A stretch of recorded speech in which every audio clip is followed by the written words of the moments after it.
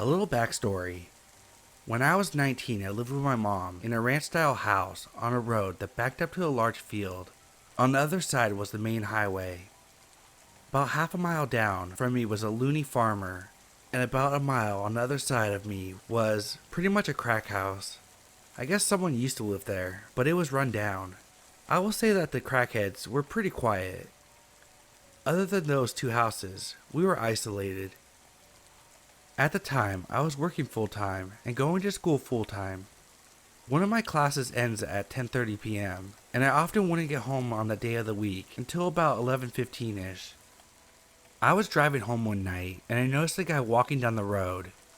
He had a yellow shirt on and track pants. I remember this outfit because it looked so stupid. It wasn't weird to see people walking down that road because of the whole crack house thing, but I instinctively looked over at him as I drove past. He turned and smiled and waved, which freaked me the fuck out. So I sped half a mile home and pulled into my driveway, weirded out. I get inside and make sure all the doors and windows were secure, and then sat on the couch to be a paranoid freak and wait to make sure the dude walked past my house. Except he didn't. And there was another guy with him, dressed in darker clothes. They actually walked up my driveway and started playing around with my car, testing the handle and stuff. I was in a hurry and forgot to grab my phone from my car, so I was kind of worried that that's what they were after, until the guy in yellow started to approach my door. I'm freaking out, so I go and wake up my mom. She's out of it, and I'm trying to explain the situation when I hear the doorknob turn very slowly. Good thing it was deadbolted. She got out of bed, walked to the door, and then the yellow shirt guy knocked. I perched up on the couch so I could get a good look at him and his friend, still in the driveway. The porch light was on because of the sensor. "Yeah?" my mom said. "You dropped your wallet." I told my mom I had my wallet. It was in my purse. So she calmly told him that she had her wallet and it was too late to be knocking on people's door. I remember perfectly what he said next, even though it was about 6 years ago. "Okay, I'm not a bad guy, just so you know." We were all pretty still. No one moved. Not even the guy at the door. Not even when the porch light went off. He tried the handle again. My mom told me to call the cops so she could go get the gun. And I told her I didn't have my phone. So she walked into the kitchen to grab hers off the charger. She handed me her phone and walked into the bathroom. She stared out the window in the backyard. Then she went into her room to grab the Ruger. I was talking to the cops and explaining the situation while watching the guys, explaining that there was 2 suspicious guys at our door when my mom came back out and said, "One in our backyard too," which explained why she looked out the bathroom window. She caught a glimpse of him from the kitchen and wanted to get a more discreet look. My mom walked back over to the door with her gun and said loudly, "If he tries to handle again, I'm going to open the door and shoot him." Who knows why she said this instead of waiting for the cops to arrive. But the guys took off down the road. I told her this, and she rushed into the bathroom, where the guy apparently in the backyard saw his friends running down the road and sprinted off too. They were going into the direction of the crack house. The cops searched our house and their yard, and then went to the drug house. They found 5 dudes hanging around. One was the yellow shirt guy, and I'm assuming his friends were with him. They did get arrested, and nothing weird like this happened again. But I was on edge for a while. I still make sure the doors are locked at all times of day, even though I live in a much nicer area now. Anyway, sorry it was a bit anticlimactic. The dudes got caught. Weird guys who told me that you found my wallet. Let's not meet.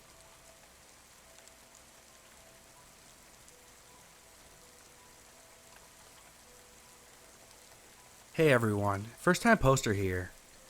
I totally forgot about this story until recently, so enjoy. At the time, I had just turned 17 and was still pretty naive. I lived in England, so it's legal to work at a bar and serve alcohol as long as you were supervised, but not to drink alcohol. Not that it stopped me. I worked in a working men's club filled with middle-aged people.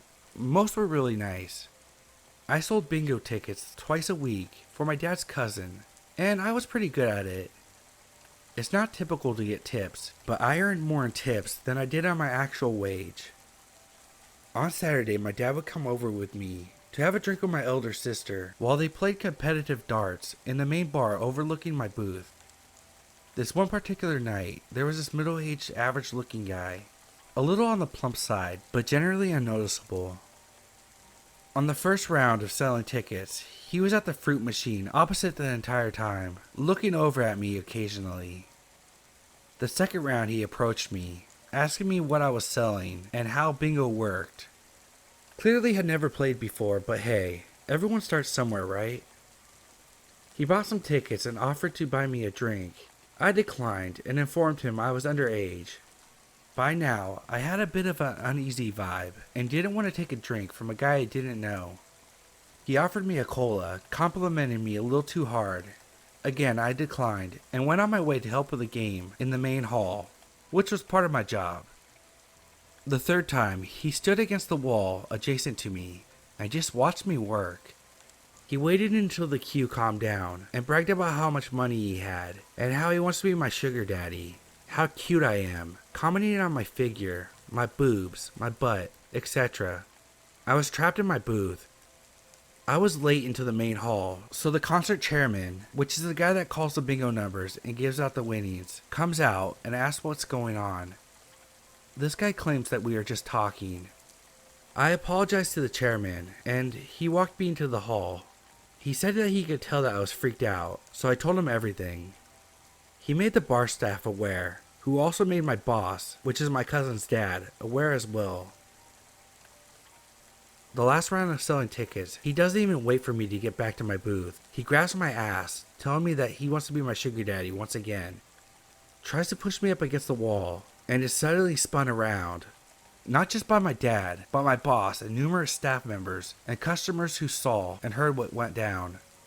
He started to argue his innocence until my dad, not so politely, introduced himself. He then knew he was fucked. My dad punches him in the nose, blood running down his face. Everyone picked him up like a plank of wood and threw him out the closed door. Never saw him after that. Everyone checked up on me to make sure I was okay. My sister covered the rest of my shift, and I was bought so many drinks. So creepy guy that wanted to be my sugar daddy, let's not meet again.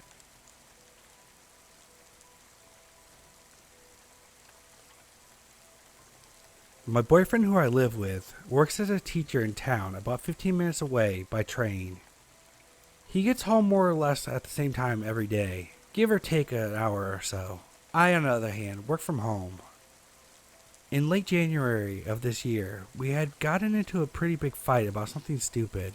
I can't even remember now what it was about, but it was one of those fights where we didn't speak to each other, text, call, or anything for the whole next day. So, this afternoon I was laying in bed, getting work done. It was a Tuesday, and I'm pretty sure his last class finishes at 1 p.m. on Tuesdays, meaning he should be home around 2:30. But around 1 p.m., I heard the front door open and shut. I thought, I guess he's home an hour early today. It was normal for him to skip his last class every once in a while, so I didn't think anything of it. In fact, I was mostly mentally preparing for the awkward post-fight, "Hey, how's it going?" conversation. So I continued to lay in bed and do my work and wait for him to come in and change his clothes. The bedroom door was closed, and I had earplugs sort of half in, as I usually do when I'm working. But I could hear heavy footsteps of him walking around the apartment, as he always does. If we hadn't been in mid-fight, and if I wasn't so preoccupied with the awkwardness of it all, I might have noticed that it was strange how slow the footsteps were, and how long he spent walking around the living room. But I was caught up in the dramatics of the fight, and didn't think about it. I was just laying there, waiting and waiting for him to finally come in. Finally, the bedroom door slowly opened just a few inches. I turned my head towards the door and prepared to give him a sort of awkward, "We've been fighting 24 hours, huh?" smile. But the door didn't open more than a few inches. I looked and saw that it was a woman's hand with red nail polish on the doorknob. Whoever was there slowly closed the door just as they had opened it, without entering the room. I jumped out of bed, ripped out my earplugs, and sort of froze there for a few seconds, while thinking rapidly. My first thought, that was not my boyfriend. Then I thought, Could it have been his mom? His sister? The landlady? For some reason I concluded that it was surely the mom or sister, so I opened the bedroom door and walked into the living room. There wasn't anyone there, but the room smelled heavily of woman's perfume. Then I came to my senses and realized his mom and sisters don't have keys and had never came over before. The landlady never entered without permission. This was a stranger. I ran back into the bedroom and shut the door, now shaking heavily. There's a balcony connected to the bedroom, so despite the cold January rain, I stood on the balcony and called my boyfriend. He picked up and I asked him if his mom or sister might have came over, unannounced. No, don't move. I'm calling the police. The police were there in a few minutes and searched the whole apartment. Of course, nobody was in there at this point. It was weird though. Nothing was missing from the apartment, despite keeping a jar full of money right next to the entrance. Nothing was even touched. In fact, it seemed like the intruder came straight into the bedroom, saw my legs on the bed, panicked, and just left. You can't open the big wooden front door without a key. For a few days, my boyfriend and I were convinced that it was a landlady being nosy, and I began to feel a little better. Nevertheless, we demanded the landlady change our locks. When she came to change them with her husband, she made a discovery. There was a square area by the keyhole that had been scratched away with something. The landlady said surely someone used tools to break into the apartment.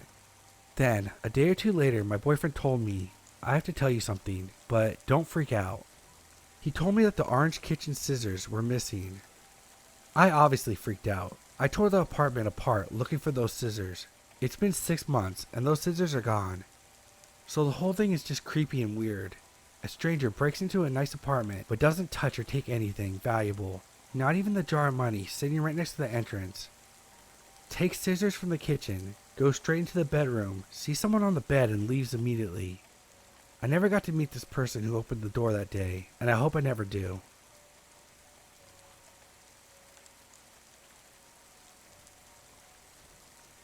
I once met up with an old friend of mine, male, 22. A friend I had known for a few years prior to the meetup, in November of 2017. I actually met this person on a dating site. However, as time went on, the relationship between us became strictly platonic. There were no red flags. My gut did not warn me, so I completely trusted this person. We met up in town, behind a bus station, on a greasy hill surrounded by trees and a tall wall. Our meeting was just to have a smoke, get a little high, and to have a small catch-up. The meetup was fine. I had actually started smoking weed a few months before, so I was still relatively new to it. He had brought something new for me to try, purple haze. I wasn't at all anxious about trying it, as I completely trusted this person, and would have never believed that he would lie to me. He packed a full blunt for me, but I only managed to smoke about a quarter of the blunt. We spoke during this time, about work, our previous relationships, and random stuff. About a half an hour later, I start feeling extremely lightheaded and anxious. I suddenly had this strange feeling where I did not feel comfortable at all and really wanted to go home. When I asked him if I could go home, he offered to take me, but I said, "No, it's okay." He offered again, "Please let me take you home. You'd be safe with me. I won't hurt you." I shook my head and said, "No thank you. I can take myself home." When I started to walk away, I felt like I was walking on a cloud. My head became dizzy and my eyesight was a little blurry. I had never felt like this before, and in time, I started to panic. When we made our way down the hill towards the bus station, I was relieved, as there were a lot of people around, so if anything happened, someone would step in. I became extremely terrified of him. I had this horrible feeling in my gut that told me to get away from him when I got to the bus station. I told him that I could call a taxi and go home. His tone was no longer nice, but very stern. "I'm going to take you home now," and began to pull on my jacket. I told him no, and that I was going to go home on my own. Pulled my jacket harder, and I fell against him. He pulled me into him and told me that I don't need to be scared of him, but I was so terrified. At this point, I started to feel very paranoid, and I couldn't see properly. I pushed him away from me and rubbed my eyes. He tried to pull my phone from me and yelled in my face, "Do you ever listen? I'm taking you home." I noticed a few people had stopped and asked if I was okay. All I remember is I wanted to go home, so a lady kindly called a taxi for me and waited with me, made sure I was okay, and helped me into the taxi.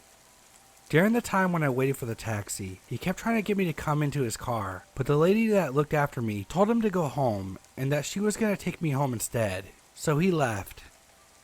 When I got home, I gave the taxi driver my money and told him to keep the change. I didn't want to wait around. I just wanted to get into my bed because at this time, it's the only place I would feel safe from harm. That evening, I laid in my bed for 5 hours straight, staring at the ceiling. I don't remember if I thought about anything or if my mom came in at any time. I just remember laying in bed, doing nothing until the paranoia and the sickly feeling began to wear off. I remember looking at my phone and seeing 32 missed calls from him, 10 voicemails, and 50 plus messages. The messages were weird. He had sent around 20 messages just asking where I was and when I got home. And in one of the voicemails, he told me how he had a fantasy of taking me home whilst drugged up and tying me up. He wanted to blindfold me and he wanted me to submit myself to him. I freaked out and blocked him on all social medias, Instagram, Snapchat, Discord, and blocked his phone number. Before blocking him, I told him if he ever contacted me again, I would call the police. I heard nothing from him for a month until I received a text from an unknown number, asking me how I was. I hadn't given my number to anyone, so I just ignored it. I then received another message a few minutes later saying they missed me and that they would see me soon. I asked who they were. No reply. Nothing. So creepy person who pretended to be my friend, let's never meet again.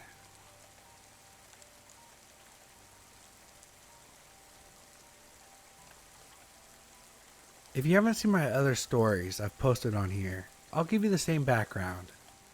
I am and have been a paramedic for about 10 years. My entire career has been spent in emergency medicine, responding to 911 calls, and providing advanced life support for life-threatening illnesses and injuries. The calls we respond to range from inappropriate use of an ambulance to minutes away from death, and oftentimes, it's already too late. If you've read my other stories on here, you know about my background. But in 2014, I moved to another city, hours away from home, to work. The city was smallish, less than 100,000 people, but the ambulance serviced the entire county where the city resides. We worked 24-hour shifts, which weren't too bad. The days usually were somewhat busy, and at nights, the ambulance station had rooms with twin beds that allowed you to get some fairly decent sleep at night. Most of the calls that would classify as crazy, creepy, or scary always tend to come at night. The day that the story takes place is a little different than normal. Normally I get an EMT basic partner, which means since I am an advanced provider on the truck, I get all the patients. But today I had another paramedic partner because we were training a new hire paramedic. It was her first day of field training and orientation. This means we generally let her take the calls and sit back and evaluate her performance to ensure she's capable and doesn't kill anyone. This was her first day after graduation, so she was still pretty green. I could see that she was very nervous and trying very hard to do her best. So as per usual, the day was pretty busy, but as it began to wind down, I was getting ready to attempt to take a nap. I kicked off my boots and laid down on my bed, on top of the covers. Easier to get up and going in case a call comes in. I put the radio up by my head, full volume like I always do, so I could be sure to wake up if we get a call. Sure enough, midnight starts to roll around and I hear a call go out. Dispatcher says, "Man who has been stabbed is not breathing." Luckily, it's not my call, and another ambulance responds, so I go back to bed, or try to. About 30 minutes later, another call goes out, and this time it's for me. Dispatcher information. Man with a knife wound on his hands. Police are on scene. I get my boots on, wake up the new girl and my partner, and walk out to the ambulance. The area of the call was right smack dab in the middle of downtown. We responded non-emergent, as it was a non-life-threatening injury. As we arrived on the scene, there's probably around 6 police cars, all with their lights on. The area itself was through an alleyway behind a building just off the main street. As we pull up, there's a number of officers, a couple of sheriff deputies, and a detective all standing around this man with rags on his hands. As I get closer, I can see this man was bald, middle-aged, and almost had a homeless look to him. He also had a big dark spot in the middle of his forehead. One of the officers approached me to fill me in what was going on before I talked to the guy and started to treat him. The officer tells me the man has large lacerations on the back of his hands that he received from a knife. At this point, I was still a bit groggy and didn't put two and two together. The officer says the man said that he was attacked by another man and that he's probably going to need some stitches. So as it is not serious, I have my FTO approach, first to begin her assessment and to give her a treatment plan. I stay close behind her, and we both walk up to the man, who was in handcuffs. As we approach, the dark spot on the guy's forehead is now clear. On the center of his forehead, stretching from his eyebrows and what would have been his hairline, is the biggest swastika tattoo I've ever seen. My FTO begins to talk to the man. I sit back and observe. Something about this man's general composure and responses chilled me. When we first walked up to this man, he was muttering something underneath his breath. I couldn't tell what he was saying, but he was repeating it over and over. My FTO asked the police to uncuff him to see the cut on his hand more clearly. At this point, one of the officers produced the knife he believes to be the weapon that caused the injury. The knife was in an evidence baggie, and it was covered in blood. It was nothing special, just looked like a cheap plastic pocket knife, like you would buy at some cheesy gift shop. It was a folding knife with a plastic blade handle, and the blade was maybe 3 inches long, with a bit of serration towards the handle. The man showed us his hands. On the back, cutting right through another swastika tattoo, was a laceration that went from the base of his pinky finger to the lower fleshy part of his thumb. It was quite wide also, approximately 3 centimeters, exposing the bone as well as some tendons. The bleeding was mostly stopped with pressure from the towel that he was holding on to. When my partner asked the man what happened, the man then repeated to us what he had been muttering to himself. "I killed him, man. He's dead, man. I had to have killed him. He's gotta be dead." At this point, I'm starting to put it together and understanding the larger picture. We get the man into the ambulance so we can assess for any more injuries that may not be visible underneath his clothing. After a thorough search, we realize that there's no more injuries, so we begin to transport him to the hospital. My FTO bandaged the man's hand, and we were driving, and I start asking questions trying to figure out the details. The man told me everything I wanted to know, and never lost that chilling vibe. Staring distantly as he recounted what happened, the man told me that he is homeless and was wandering around when a friend offered him a ride. He says that he was leery of this man, but decided to get in anyway and accept the offer. The man said the friend began asking him if he hated black people. The man said he didn't, and that he wasn't racist. He tells me this is when his friend became upset with him and tried to stab him with a pocket knife. The man attempted to defend himself, managed to wrestle the knife away from his friend, and stabbed him in the back before jumping out of the car and running. So with the shocking telling of the tale, we continued to transport the man in silence. Also a side note, an officer rode in the ambulance with us the whole way. After we dropped him off at the ER, we all kind of sat there shocked, leaving the hospital. We returned to the station and tried to get some sleep. However, we were not destined for sleep that night. An hour later, we get another call for a body removal from downtown, less than 3 blocks away from our last call. We pull up to the area, which is in the middle of the street. The street itself is blocked off 100 feet on both sides by a fire truck and police cars. The fire truck was equipped with a double stack of 4 halogen lights risen up on a ladder, shining down to illuminate the area. Walking up with a stretcher and a body bag, the detective on scene tells us that they are done with the investigation and they are ready for us to take the body to the medical examiner's office. At this point, we are still 50 feet away from where the body lay. From where we are, I can see the person laying in the middle of the street. We get closer and take a few minutes to examine the body. What I see and putting together what I was told is astonishing to say the least. Another middle-aged man, appears white, possibly Mexican, lays in the middle of the street on his back with his arms spread eagle and his legs straight. There's a vehicle parked on the side of the road with the driver door still open. I figured this must be the guy's vehicle. It was parked neatly, not haphazardly or incorrectly. The deceased man has streaks of blood coming out of his nose and mouth, with several small puncture wounds on his face and cheeks. Looking at his torso, there was about a dozen or more knife-shaped puncture wounds in his chest and abdomen. Most of the wounds were so jagged and barbaric looking, you could see the fat tissue pushing out of them. There wasn't much blood puddled around the man, but there was a very large trail of blood from the man to the side of the street where the curb is. The blood then continues to flow another 10 feet along the curb before spilling into the storm drain. Without much blood, the man bled out in the middle of the streets. We packaged the man into a body bag and transported him to the ME's office. When we get back to the station, my charge medic told me that the officer that rode with the first patient requested that we fill out a report on what we heard the man say. Thankfully, the rest of the shift was uneventful. Fast forward to a couple years ago, I received a call from the state's attorney. He asked if I remembered the call, to which I informed him that I do. He told me that this person is going on trial for murder, is pleading not guilty, and would like to go over my statement with me, as I would be a key witness and require my testimony in court. We went over my statement and talked about it a bit, then told me that he would be in touch and wished me a good day. A few days later, he calls me up again and informs me that the man changed his plea to self-defense and that I was needed in court a week later.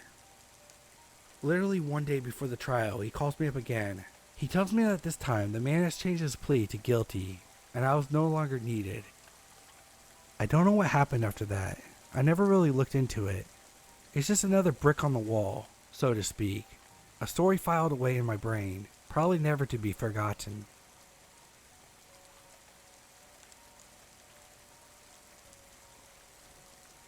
This happened a couple months ago. It feels hollow to put a catchy title on what happened to me because it freaked me the fuck out for a while. I was driving home from work at 2 a.m. I'm a nurse and live in a small city. The roads were totally deserted and it was a freezing night. I don't live far from work, maybe a couple of miles. I'm driving down a residential street around the corner from my house and I see a man laying face down in the street. Now remember, I'm a nurse. My first thought was, great, gotta help this guy up. I was coming off of a long shift, and falls happen all the time. As I slowed down the car, I suddenly realized what an idiot move this was. I'm a 100-pound woman, and I don't carry any weapons. I thought I should do something to help this guy, so I called 911 and drove past him and slowed to a stop at the end of the block. While I stopped at the light, I explained to the dispatcher that there was a man in the road that might need assistance. All of a sudden I hear a loud bang from the driver's side window. I screamed and looked over. A man was pounding on my window, jiggling the handle of my locked car. I looked in my rearview mirror and there was no man laying in the street. Still on the phone with 911, I screamed, "I'm so scared," to the dispatcher, and I floored it through the red light. I quickly told him what had happened, and even though I was right by my house, he told me to keep driving. After a few minutes I calmed down, and he told me to loop back around. I pulled over down the road from my house and stayed in the car. I didn't see the man anywhere, so I got off the phone with the dispatcher who told me he was sending the police car to cruise the area. As I gathered my things, I do a final scan of the area, and I see the man. He's walking with two other men. I hunched all the way down in my car until they were far down the road, and then bolted into my house. I don't know if he had ill intent, but it freaks the hell out of me that he wasn't alone. Always lock your car doors, and carry mace.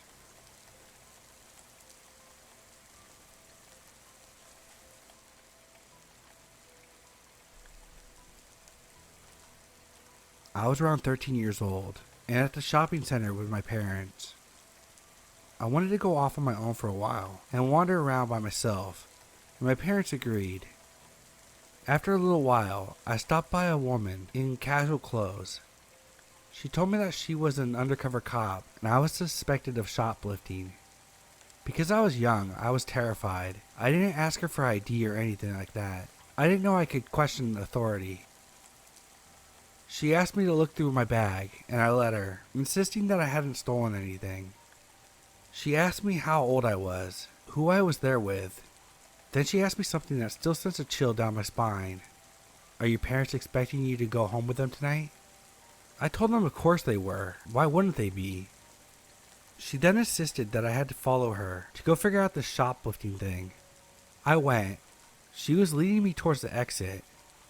By the grace of God, before we got there, we bumped into my dad. He asked what was going on, and I told him. As I was explaining the situation, the woman got on her phone and was talking to someone, and says things like, "Oh, this isn't the right girl?" Then hangs up and says, "Sorry, wrong person," and abruptly walks off. My dad stood there dumbfounded. When my mom found out about the situation, she was really unimpressed by the way the undercover cop handled the situation. She took me to management the next day and complained to them about how I was treated by the undercover cop. And the woman answers with, "We don't employ undercover cops." I have no idea what this woman planned for me, but I thank my lucky stars, even to this day, that I ran into my dad.